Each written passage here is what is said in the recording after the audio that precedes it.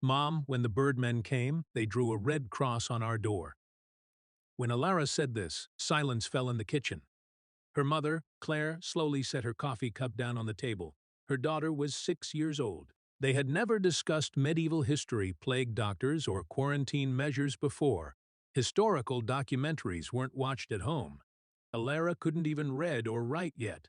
"What cross?" "Sweetie," Claire asked.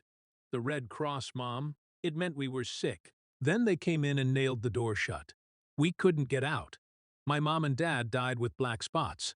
I died last, because my spots came out later. Elara's words were so cold, so clear, that Claire's eyes widened. Where would a child know this? How could a child describe her own death in such detail? But what was truly terrifying was the look in Elara's eyes.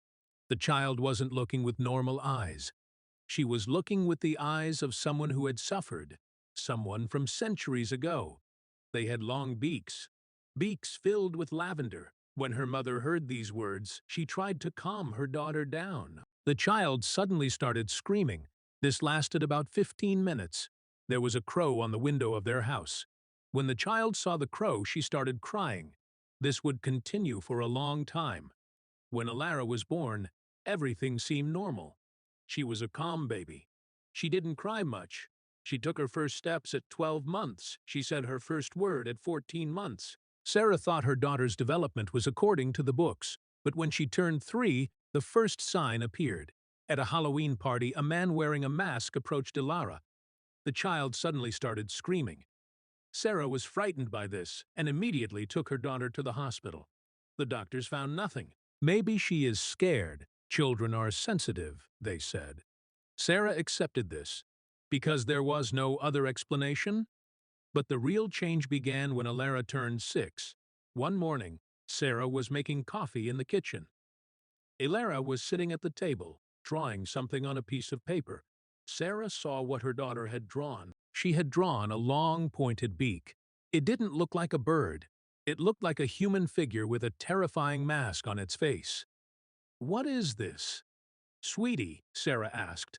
Elara replied without looking up. "I drew birdmen, Mom. They didn't help us. They just drew something red on the door. Then no one could go outside." Sarah was shocked by what her daughter said. "How do you know this?" Elara put down her pencil. She looked at her mother. There was a weight in her eyes that shouldn't be in a child's eyes. "I don't know, but I remember there were dried flowers inside the beaks. They smelled like lavender. But there was another smell, too. It was like something rotten." Sarah searched the internet that night. She typed beak-shaped mask into the search engine. The image that appeared froze her blood. She saw the plague doctors. In the 14th century during the Black Death epidemic, doctors wore long, beak-shaped masks. The masks were filled with aromatic plants like lavender, rosemary, and juniper, because the smell of the patients was unbearable. But this information was not something a 6-year-old child would know. Sarah thought Elara might have seen these images on television, but they had never watched any historical documentaries. The only things Elara watched were cartoons. Over the next few weeks, Elara's memories became increasingly detailed. One evening at dinner, for no apparent reason, she suddenly said, "My name was Alice. My family called me Alice. Our village was called Iam." Sarah dropped her spoon. In Iam, there were houses made of stone. There was a church. Then the disease came. First, our neighbor died. Then other people died. Then the birdmen came. Michael gave Sarah a worried look. "Elara, where did you hear these names?" "I don't know, but I remember." Sarah went online again that night. She started researching the word Iam. Iam was a small village in Derbyshire, but it was no ordinary village. In 1665 to 1666, many people in the village had contracted the plague. The villagers had voluntarily quarantined themselves to prevent the disease from spreading. 2/3 of the village had died. As Elara said, doctors had gone there. They had painted red crosses on the doors. They had locked the sick inside. Sarah's hands were shaking. How did her daughter know the name of a village she had never heard of? Could it be a coincidence? Maybe someone at school had mentioned it? But Elara's school didn't include history in the curriculum. 6-year-olds didn't learn about plague epidemics. Michael saw his wife's concern. He suggested a solution. Maybe we should take her to a child psychologist. Maybe she experienced trauma. Maybe something triggered her. Sarah accepted this suggestion, but she knew this wasn't a normal case of trauma, because what Elara described was too specific for a child to imagine, and the most frightening part hadn't come out yet. Dr. Jonathan Ridley was an expert with 20 years of experience in child psychology. He taught at Cambridge University. He also worked on trauma cases at a private clinic in London. When Sarah and Michael took Elara to him, Dr. Ridley greeted them politely. But the look in his eyes was clear. This was another case of parental paranoia. Children fantasize. They hear things on television. They turn them into their own stories. Dr. Ridley had seen this hundreds of times. Elara's story would be no different. During the first session, Dr. Ridley asked Elara a few simple questions. Elara, can you tell me about your house? What was it like? Elara answered, holding her toy baby in her arms. It was made of stone. It had only one room. There was straw on the floor. The window was very small. It was very cold in winter. Dr. Ridley took notes. The child's description resembled a medieval village house. But this could have been a product of a child's imagination. Who else lived with your family? He asked. Elara answered with cold, tired eyes. My mother, father, and brother lived together. My brother's name was Thomas. He was younger. He was 3 years old. How old were you? 7? Maybe 8. I don't remember exactly. Dr. Ridley raised an eyebrow. The child was speaking in the past tense. Did something happen to you there? Elara's face changed. Her eyes filled with tears. Her voice trembled. The sickness came. People started dying. First, Mr. Fletcher died. Then his daughter Margaret died. Then more people died. The birdmen came. They had black cloaks and beaks. The beaks were very long. There were dried flowers inside them, but the flowers didn't cover the smell. The smell of the dead was everywhere. Dr. Ridley paused. The child's description was very detailed. Elara, what were these birdmen doing? He continued his questions. They went to houses. They saw the sick people inside. Then they drew a red cross on the door. No one could leave the houses with the red cross mark. They drew a cross on our door too. My father begged them. Please, my wife is sick, but my children and I are healthy, he said. But the birdmen didn't listen to my father. They locked the door from the outside. Then they left. At this point, Dr. Ridley decided to conduct a test. He pulled a few photos out of his desk drawer. They were modern photos, a doctor's coat, a hospital room, an ambulance. Elara, do you see the birdmen in these pictures? Elara looked at the photos and shook her head. Number not these? Then Dr. Ridley pulled out another photo. It was a printout he had made from the internet, an image of a medieval plague doctor's mask. Could this be it? Elara screamed the moment she saw the photo. She dropped the toy baby she was holding. She covered her face with her hands. She started crying. Know them. They're back. Sarah immediately picked up her daughter. She tried to calm her down. Dr. Ridley was stunned. This was not a simple phobic reaction. The child was truly traumatized. At the end of the session, Dr. Ridley said to Sarah and Michael, Elara is definitely experiencing a strong phobia, but we need more time to understand its source. For now, write down the details she gives you. Write down everything she says. If she mentions specific places, names, or events, record them. I'll see you at the next session. Sarah noticed a hint of doubt in Dr. Ridley's eyes. He didn't believe them. He saw them as parents unnecessarily panicking their child, but Sarah didn't give up. When they got home, she took a notebook. She began writing down everything Elara said. Names: Alice, Thomas, Mr. Fletcher, Margaret, place, I am village.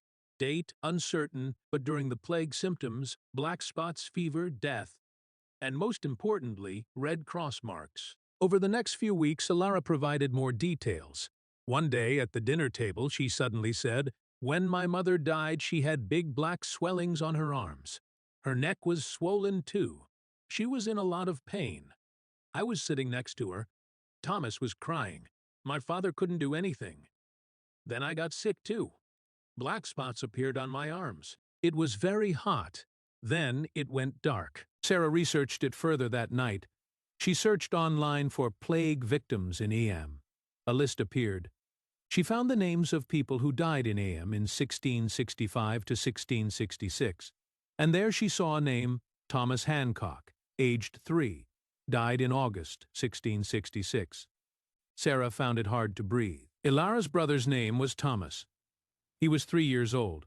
Coincidence. Then she saw another name, Alice Hancock, 8 years old, died in September 1666. Sarah put her hands over her mouth. Elara's name in her past life was Alice, and such a child had really lived and died. When Michael learned what his wife had found, he had trouble believing her. It could be a coincidence. Maybe Elara heard these names somewhere. But Sarah was now convinced. Her daughter carried the memories of someone who had lived centuries ago, and there was only one way forward. They would go to AM.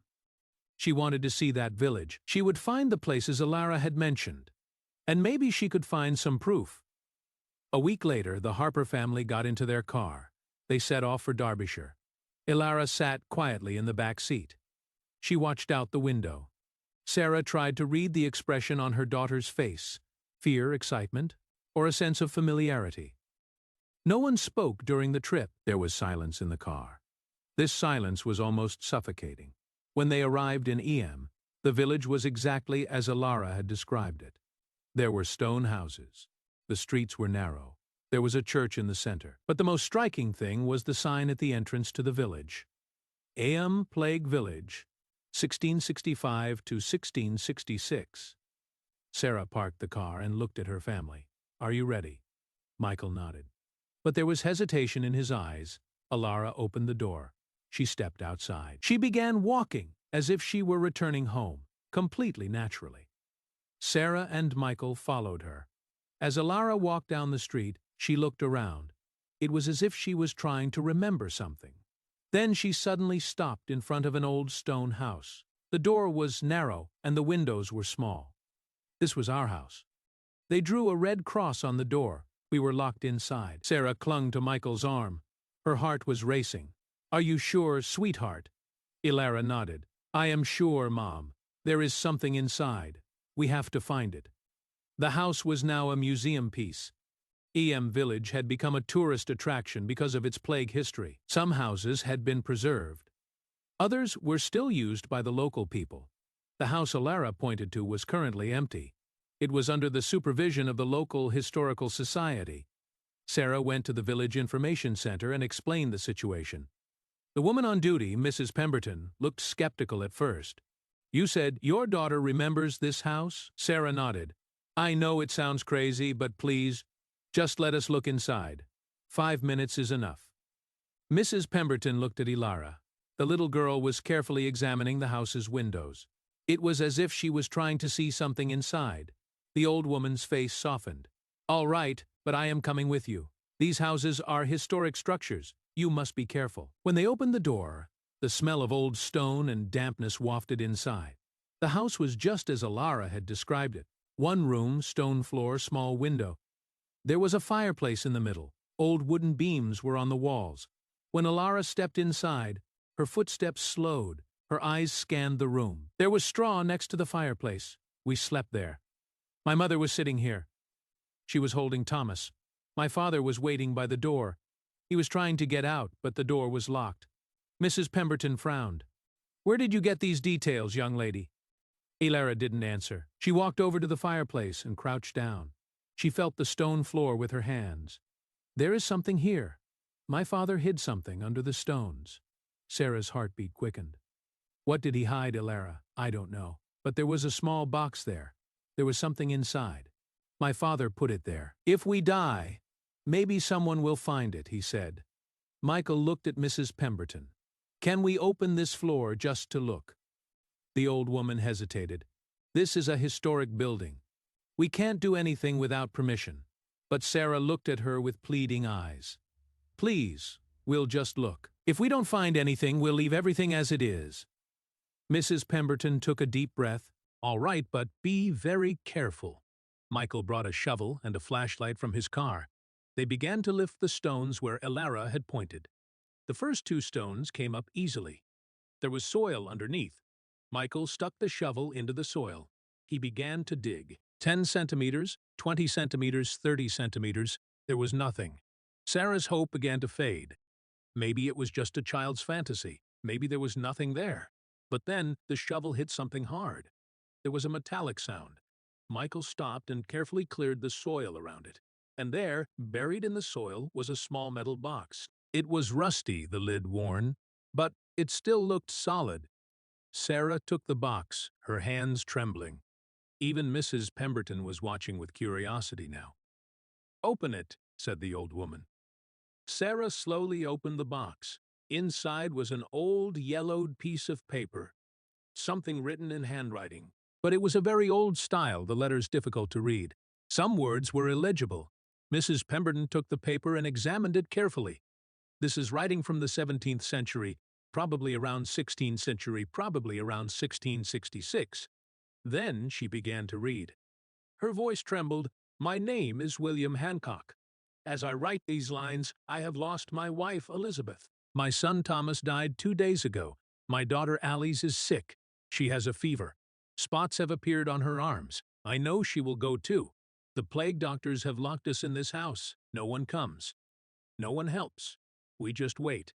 If these lines are found, know that we died here, and know that my daughter Alice was brave until the very end. She wasn't afraid of death. She just missed her mother and brother. May God have mercy on us. William Hancock, September 1666. Silence fell.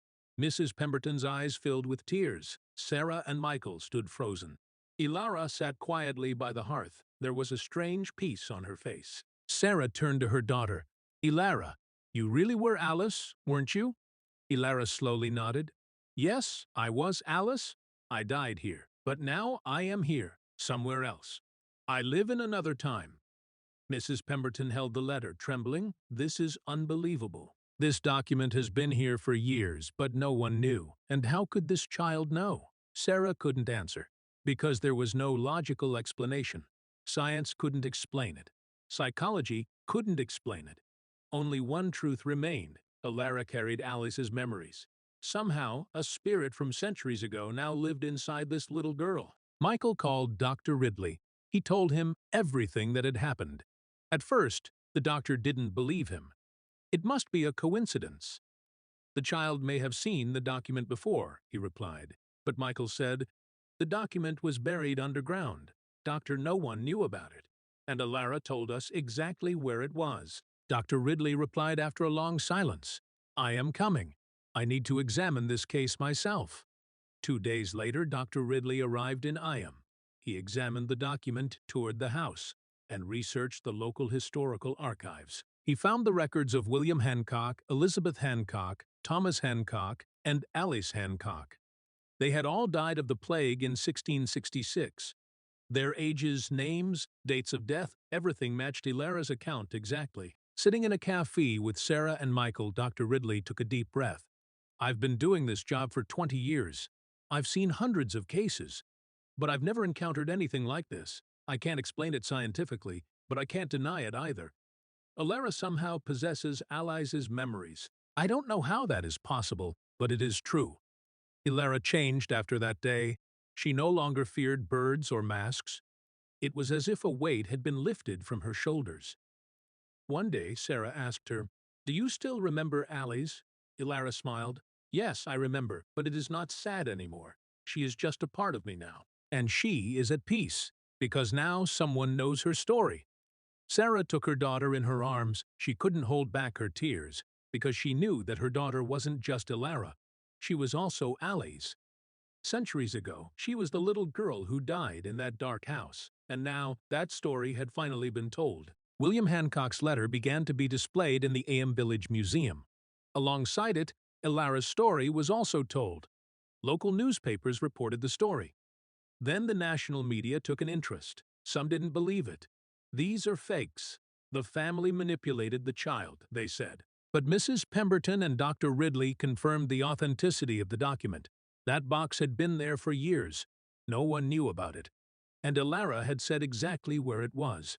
The skeptics fell silent, because sometimes reality transcends the boundaries of science. Sometimes unexplainable things happen. And sometimes, in a child's eyes, a spirit from centuries ago lives on. As Elara grew older, Alice's memories gradually faded. By the time she was 10, she no longer clearly remembered the dark house, the birdmen, or her family's death. Only a vague feeling remained, a sense of familiarity. When they went to Iam, she would say, "This place gives me peace." Dr. Ridley explained it this way. As children grow up, memories of past lives usually fade because their current life becomes more dominant. It is a natural process. But those memories don't disappear completely. They just get buried in the subconscious. When Elara went to high school, she chose to study history. She especially wanted to study medieval history and epidemics. "I don't know why, but these topics call to me," she said. Sarah smiled, because she knew that a part of Alice still lived inside her daughter. Years later, when Elara graduated from college, she returned to the village of Iam. She was now 22 and planned to become a documentary filmmaker. Her first project was the story of Iam. This village's story must be told, not just the plague story. The story of the people who lived here. Their sacrifice, their courage must be told. And yes, perhaps a child, centuries later, remembering that story. While making the documentary, Elara visited that old house. Mrs. Pemberton was very old now, but she still lived in the village. "Do you still remember, my dear?" she asked. Elara nodded. "I don't remember everything, but I remember the feelings. I remember the fear and the pain, but I also remember the love, my family's love for me, and now I still feel that love." The old woman wiped her eyes. "You are a miracle, Elara. Some spirits transcend even death, and you are proof of that." Some didn't believe it, some watched skeptically, but most were deeply affected, because the story wasn't just about the plague, it was about life, death, and memory. It was about the journey of souls, and perhaps about how death might not be the end. At the end of the documentary, Elara said, "Science can't explain everything. Sometimes the heart knows. Sometimes the soul remembers. And sometimes the past meets the present.